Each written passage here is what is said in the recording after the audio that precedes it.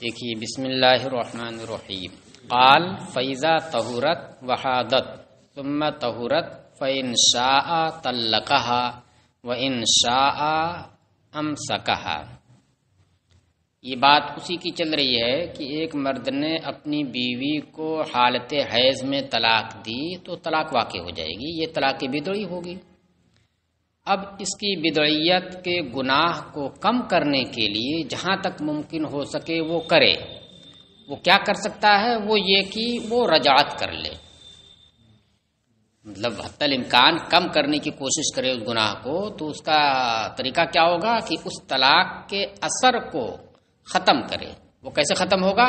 رجعت کر لے، پھر اپنی زوجیت میں لے لے۔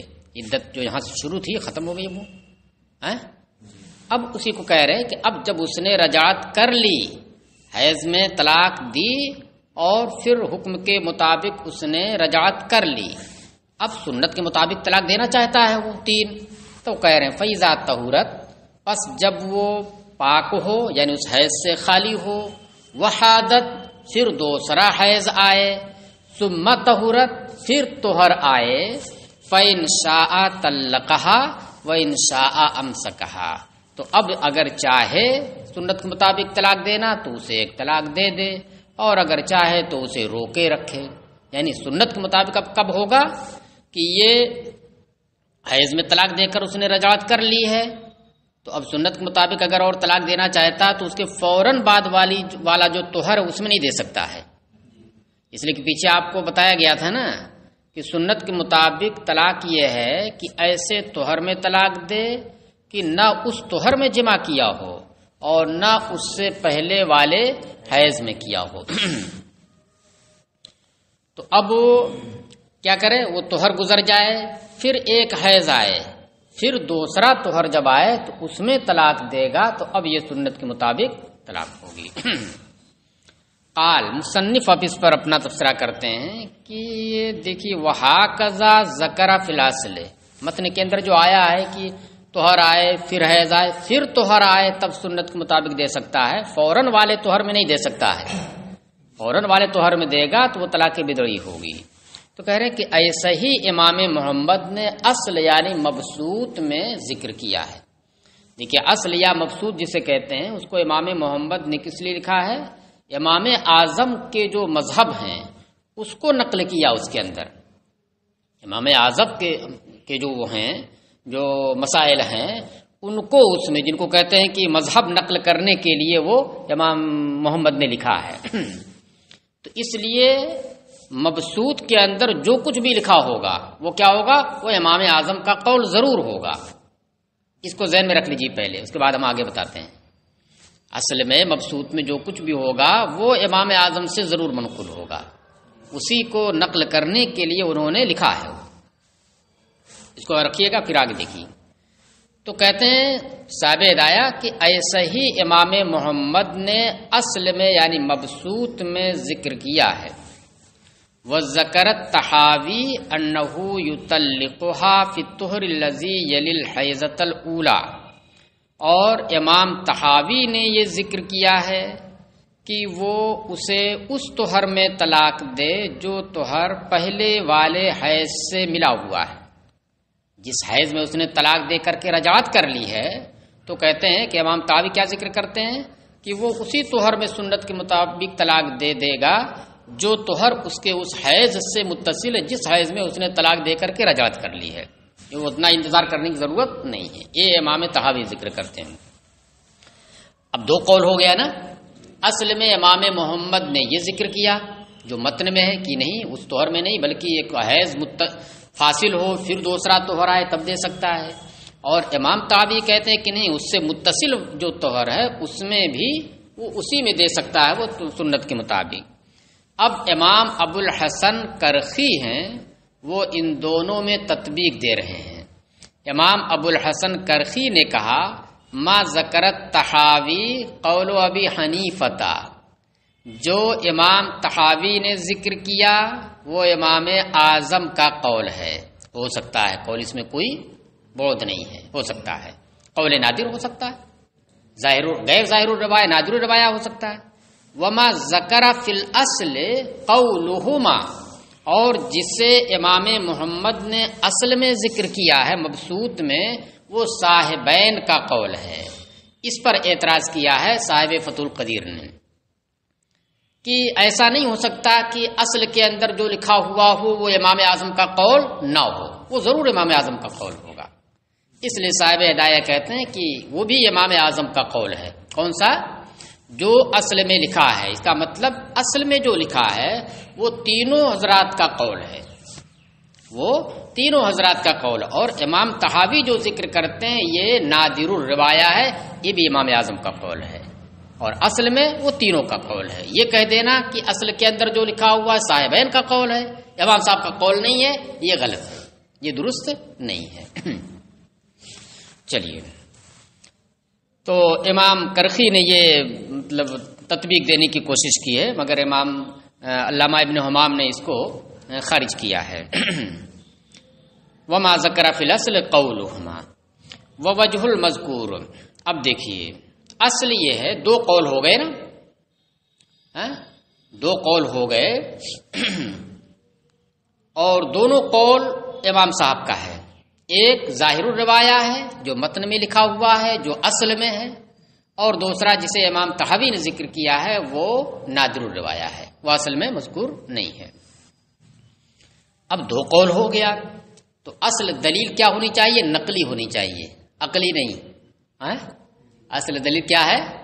نقلی ہوتی ہے، اصلی نہیں۔ اگر کہیں نقلی اور اصلی میں ٹکراؤ ہوتا ہے تو عقلی کو چھوڑ دیا جاتا ہے، نقل ہم دیکھتے ہیں سرکار سے یہ ثابت ہے۔ تو اس تعلق سے دونوں قول کے مطابق دو حدیثیں مذکور ہیں۔ اصل دلیل وہی ہے، دو قول کرنے کی امام صاحب کی، دو قول امام صاحب کے کرنے کی وہی وجہ ہے کہ دونوں طرح کی حدیثیں ہیں۔ ایک حدیث وہ ہے، اور وہ دونوں حدیثیں کس سے متعلق ہے؟ وہی حضرت ابن عمر رضی اللہ تعالی عنہ کے حیض کی حالت میں طلاق دینے سے۔ تو ایک حدیث میں یہ ہے کہ سرکار نے فرمایا کہ تم حکم دو کہ وہ رجعت کر لے، پھر طلاق دے، ثم یطلقھا اذا طہرت۔ پہلے کیا کہا کہ وہ رجعت کر لے، فلیراجعھا، مر ابنک فلیراجعھا ثم یطلقھا اذا طہرت۔ تو اس سے کیا ثابت ہو رہا ہے کہ اسی حیض سے فارغ ہونے کے بعد جو طہر کا زمانہ آئے گا اذا طہرت، تو اس وقت وہ طلاق دے دے گا، اور اس وقت مگر رجعت کر لے۔ تو اس سے ثابت ہوا اس حدیث سے کہ نہیں، وہ بیچ میں فاصل وصل کرنے کی ضرورت نہیں ہے، اس کے بعد ہی والے طہر میں وہ طلاق دے سکتا ہے۔ تو اس حدیث کی بنیاد پر امام صاحب کا ایک قول یہ ہوا، مگر دوسری حدیث ہے وہ بھی اسی سے متعلق ہے، حضرت ابن عمر رضی اللہ عنہ سے، جس میں یہ سب آیا ہے کہ روکے رکھے یہاں تک کہ وہ طاہرہ ہو جائے، پھر دوسرا حیض آئے، پھر طاہرہ آئے، اس وقت اگر چاہے تو طلاق دے دے، اور اگر چاہے تو روکے رکھے۔ اس طریقے سے اس میں ذکر ہے۔ تو دونوں ایک ہی واقعے سے متعلق حدیثیں ہیں۔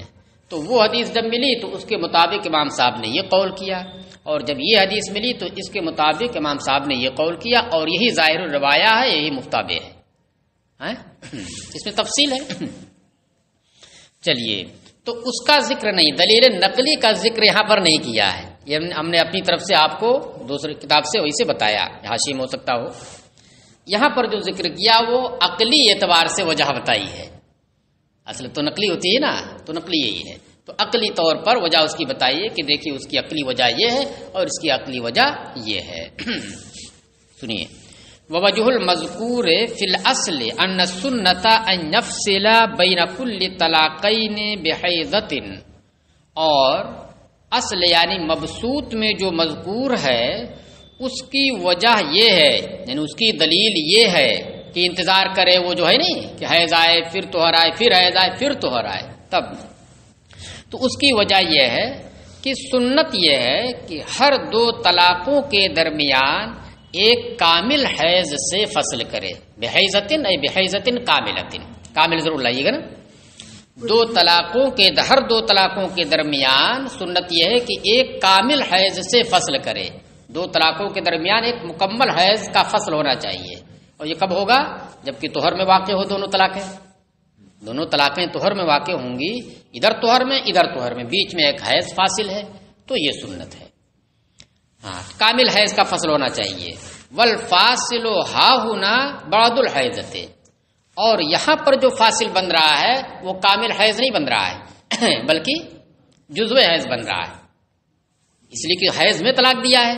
تو حیض میں جب طلاق دیا ہے تو کچھ زمانہ تو حیض کا گزرا ہی جس میں اس نے طلاق دیا، چاہے تھوڑا ہی زمانہ گزرا ہو اس کا، تو اب کامل حیض ہوا نہیں بلکہ ناقص حیض ہوا جبکہ سنت یہ ہے کہ ہر دو طلاقوں کے درمیان کامل حیض گزرے.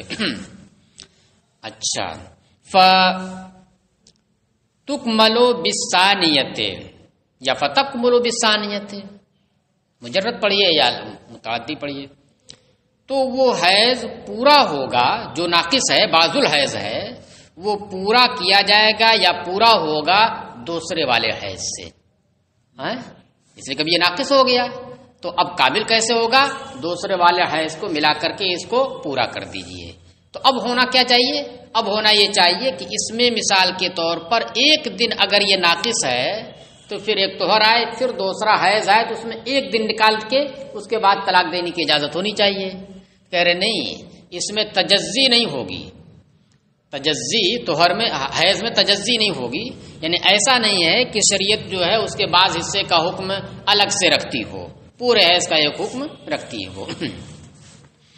تو اس لیے جب یہ بات آئے گی تو اب تجزی ہے نہیں، تو پھر دوسرا حیض پورے کا پورا یہ فاصل ہوگا، یہ تو ہی ہے، پھر دوسرا حیض پورے کا پورا فاصل ہوگا، پھر طہر آئے گا تو اس میں طلاق دے سکتا ہے.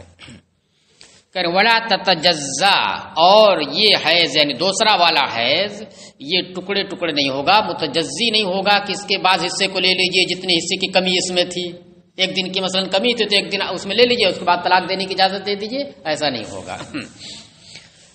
فتتکاملو، لہذا وہ دوسرا والا حیض پورے کا پورا مکمل ہو جائے گا. اب اس کے تکمیل کے بعد جو دوسرا طہر آئے گا اس میں دے سکتا ہے.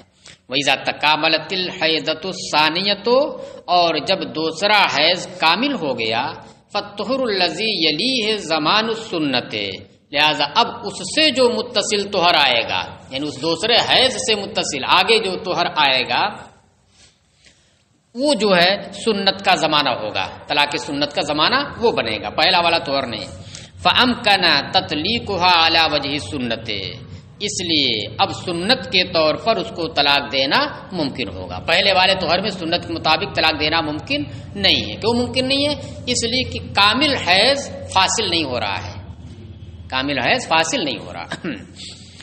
چلیے، یہ تو اس قول کی وجہ ہو گئی. اب دوسرے قول کی وجہ سنیے. کہہ رہے ہیں وہ وجہ القول الآخر ان اثر الطلاق قدن عدم بالمراجعات، اور دوسرے قول کی وجہ یہ ہے جو امام طحاوی نے ذکر کیا ہے کہ وہ طلاق جو حیض میں واقع ہوئی تھی اس کا اثر مراجعت کرنے کی وجہ سے ختم ہو گیا، اس کا اثر مراجعت کرنے کی وجہ سے اب ختم ہو گیا. اس لیے ختم ہو گیا بھائی عدت گزارنے لگی تھی، وہ جب رجعت کر لیا عدت ختم. تو اس لیے اس طلاق کا جو حیض میں واقع ہوئی تھی جب رجعت کر لیا تو اس کا اثر ختم ہو گیا. اب جب اثر ختم ہو گیا تو اسی کو کہہ رہے فسارا کأنہ لم یطلقها فی الحیض، تو وہ ایسا ہو گیا جیسے کہ اس نے حیض میں طلاق دیا ہی نہیں. اس لیے تطویلی عدت بھی ہو رہی تھی نا، اور جب مراجعت کر لی تو جو اس کا اثر تطویلی عدت کی شکل میں آ رہا تھا وہ ختم ہو گیا. تو اس لیے کہہ رہے کب ایسا ہو گیا جیسے، ایسا حقیقت میں نہیں ہوا، طلاق تو دیا ہی ہے اس نے، لیکن اثر ختم ہو جانے کی وجہ سے اس کو مان رہے ہیں کہ ایسا ہو گیا جیسے کہ اس نے گویا کہ اس نے حیض میں طلاق دیا ہی نہیں. اور جب حیض میں طلاق دیا ہی نہیں تو اس کے بعد جو طہر ہے اس میں جمع نہ کرے تو طلاق سنت کے مطابق دے سکتا ہے.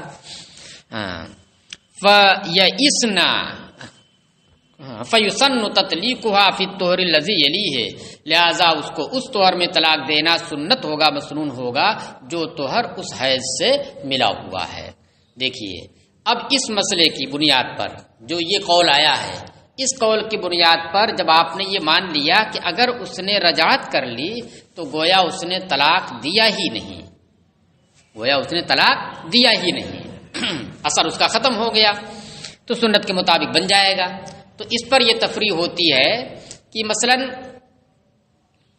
طلاق دی اور طلاق دینے کے بعد اس نے رجعت کر لی تو پھر اسی طہر میں دوسری بھی طلاق دے سکتا ہے سنت کے مطابق، اس قول کی بنیاد پر۔ کیوں دے سکتا ہے؟ اس لیے کہ جب پہلی طلاق کا حکم ختم ہو گیا، گویا اس نے طلاق ہی نہیں دی، تو ایسا طہر ہے جس میں پہلی طلاق واقع ہو رہی ہے، یہ نہ ہوا؟ پھر اس کے بعد ابھی یہی طہر باقی ہے، ابھی یہی طہر چل رہا ہے، پھر اس نے رجعت کر لی، ختم ہو گیا دونوں طلاقوں کا اثر، پھر تیسری طلاق بھی اسی طہر میں دے سکتا ہے، سنت کے مطابق یہ کہلائے گی اس قول کی بنیاد پر۔ کیونکہ آپ جب ختم مانتے ہیں تو آپ مان رہے ہیں کہ گویا اس نے طلاق دی ہی نہیں، تو یہ نہیں ثابت ہو رہا ہے کہ ایک طہر میں وہ 3 جمع کر رہا ہے یا 2 جمع کر رہا ہے، حکم کے اعتبار سے جب اس کا اثر ختم مان رہے ہیں۔ بہرحال وہ جو متن کے اندر ہے وہی قول ہے۔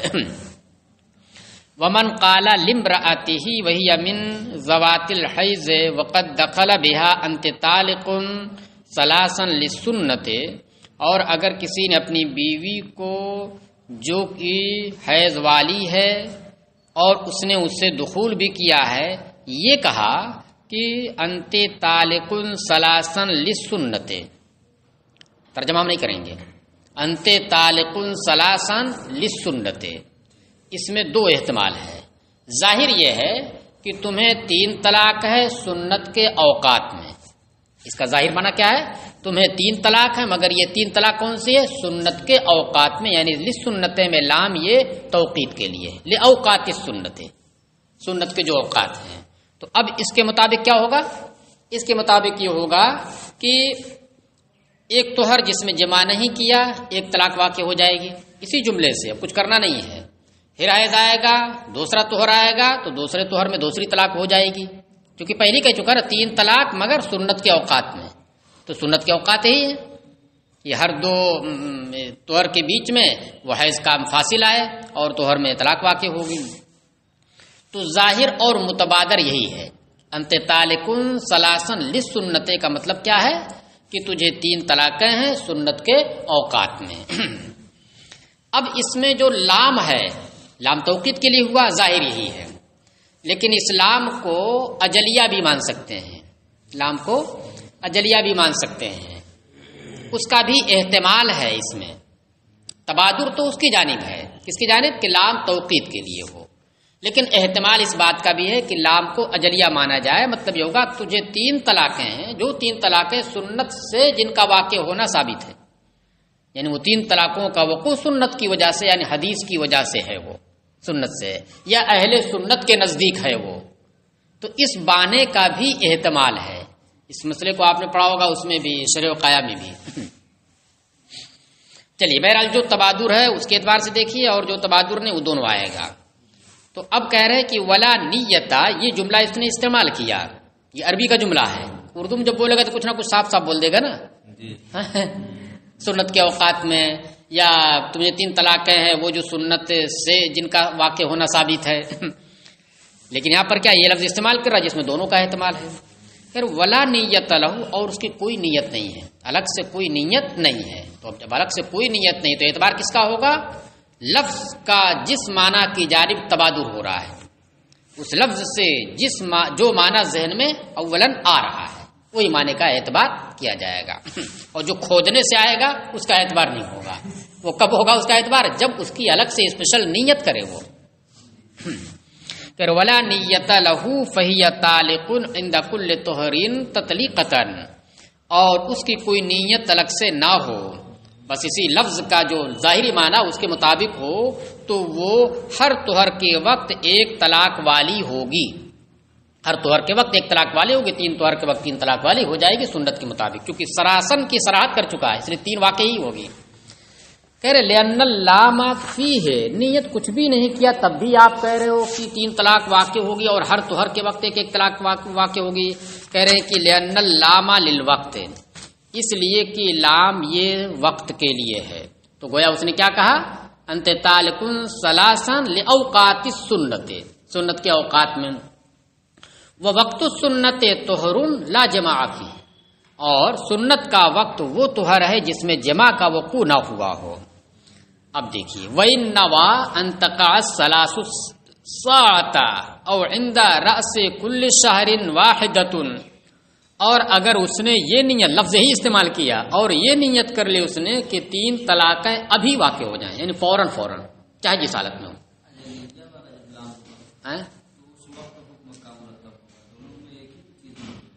کیا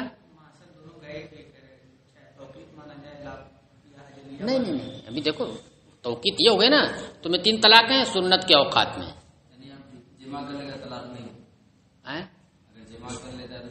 ہاں تب نہیں ہوگی، سنت کے مطابق چونکہ اس نے کہا ہے نا سنت کے اوقات میں، اور جب اس نے جمع کر لیا اس طہر میں تو نہیں واقع ہوگی۔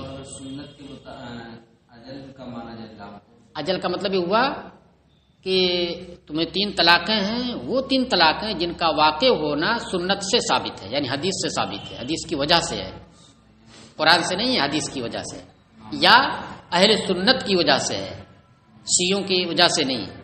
روافض کیا ہے کہ 3 طلاقیں ایک ساتھ واقع نہیں ہوتی رافضیوں کی، اور اہل سنت کیا ہے وہ بھی واقع ہو جائے گی اگرچہ بدعی ہے۔ تو یہ دیکھیے کہ دور کی کوڑی لگ رہی ہے نا، ہے کوڑی مگر دور کی تھوڑا ہے، تو اس وجہ سے اگر نیت نہیں کرے گا تو وہ مانا لیا جائے گا، اور نیت کر لے گا تو یہ بھی صحیح ہو جائے گا کیونکہ کوڑی تو ہے اگرچہ دور کی ہے۔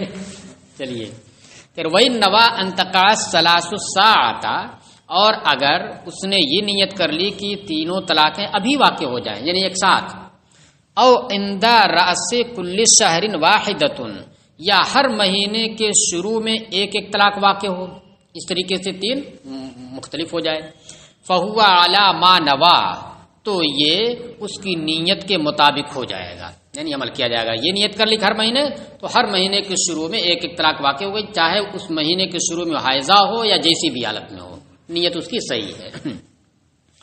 نیت صحیح اسی وقت ہوگی جبکہ لفظ اس کا احتمال بھی رکھتا ہو، اس معنی کا جس معنی کی نیت کی ہے اس معنی کا لفظ احتمال بھی رکھتا ہو، یہ نہیں کہ بولا عام اور کہہ رہا کرے میں عام بولا ہوں مگر میری نیت عملی ہے، تو ایسے تھوڑی ہوگا، کچھ مناسبت ہونی چاہیے نا، احتمال اس میں ہونا چاہیے اس کا۔ سواء کانت فی حالت الحیض اور فی حالت الطہر، چاہے وہ حیض کی حالت میں ہو ہر مہینے کے شروع میں یا کہ طہر کی حالت میں، اس کی نیت یہ صحیح ہوگی۔ اب دیکھیے وقال ظفر لا تصح نیت الجمع، امام ظفر کہتے ہیں کہ جمع کی نیت تو بالکل صحیح نہیں ہے، یعنی ایک ساتھ 3 واقع کرنے کی نیت اس لفظ سے اس کی ہو جائے تو کہہ رہے کہ یہ نیت بالکل صحیح نہیں، کیونکہ اس نے لسنتیں کہا ہے۔ تو دیکھیے لسنتیں کا جو مطلب ظاہری معنی ہے اسی معنی پر وہ عمل کرنے ہے کہ جب اس نے لسنتیں کہا سنت کی 3 طلاقیں ہیں، تو سنت کی 3 طلاقیں ایک ساتھ تو ہوتی نہیں، ایک ساتھ تو 3 طلاقیں بدعت کی ہو جاتی ہیں، سنت کی 3 طلاقیں ایک ساتھ نہیں ہوتی، ایک ساتھ جو بھی طلاق ہوگی وہ کون سی ہوگی، وہ بدعت کی ہو جائے گی، سنت کی نہیں ہوگی۔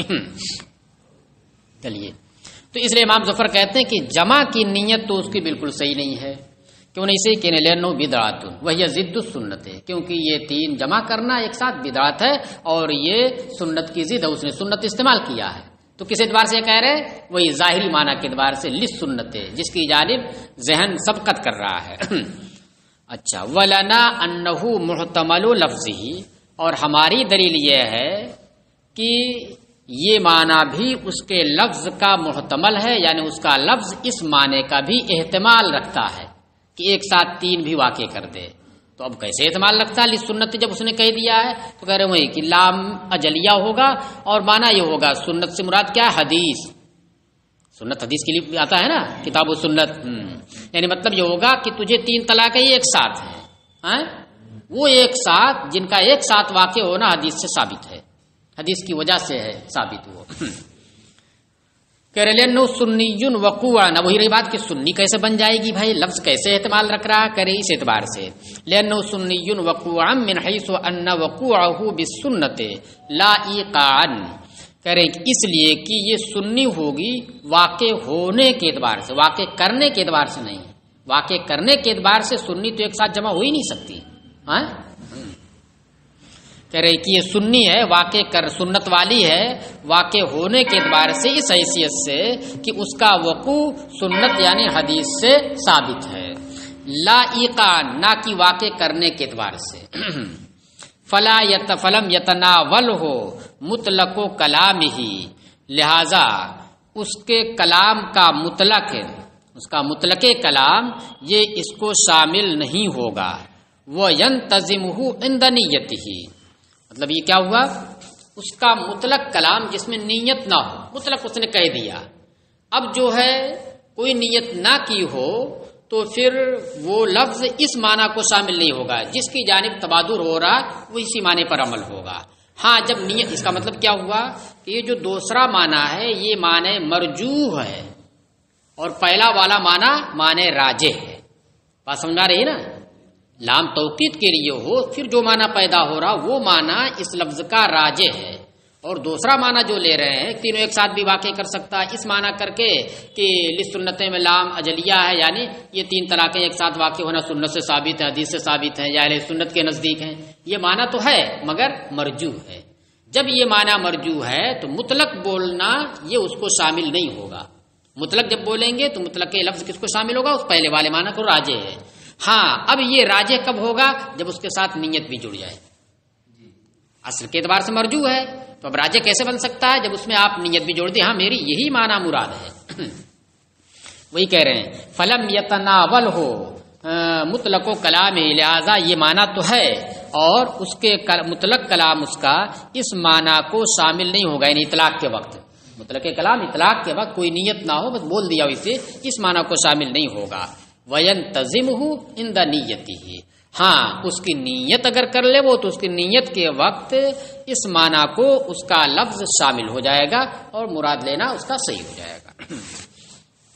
چلیے ہاں اب دیکھیے ایک چیز یہاں پیچھے میں نے بتانا چھوڑ دیا تھا، اس میں دیکھیے آیا تھا یہ جو مسئلہ فرض کیا، کیا کہا ہے، اپنی بیوی سے اس طرح سے اس نے کہا، اور بیوی کون ہے، حیض والی ہے، یہ نا ہے من ذوات الحیض، وقد دخل بہا، اور اس حال میں کہا کہ اس سے دخول کر چکا ہے، تب یہ صورت پیدا ہوگی۔ تو اس کا مطلب کیا ہوا کہ اگر اس سے دخول اس نے نہیں کیا ہے تو یہ مسئلہ نہیں ہوگا، اس لیے کہ جب دخول نہیں کیا تو غیر مدخولہ ہو گئی، یعنی اب تک دخول نہیں کیا ہے، شادی تو ہوگی مگر اب تک دخول نہیں کیا تو غیر مدخولہ ہو گئی نا، تو غیر مدخولہ کو متفرق طور پر تین طلاقیں واقع نہیں ہو سکتی ہیں، ایک ہی طلاق سے وہ کیا ہو جائے گی، بائنہ ہو جائے گی، تو اس لیے قید لگی ہے وقد دخل بہا۔